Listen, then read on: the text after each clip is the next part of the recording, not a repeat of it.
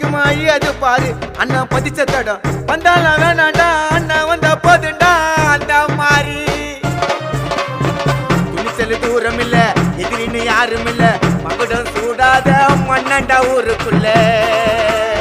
விசுவாசி பக்கத்தில துரோகிங்க தூரத்தில ஆரும் நன்னம் கூட இருந்தவன் தோத்ததில்ல பேரும் புகழோடு பிறந்து வந்த சிங்கண்டா அவர் புழுதியில முளைச்சு நின்ன தங்கண்டா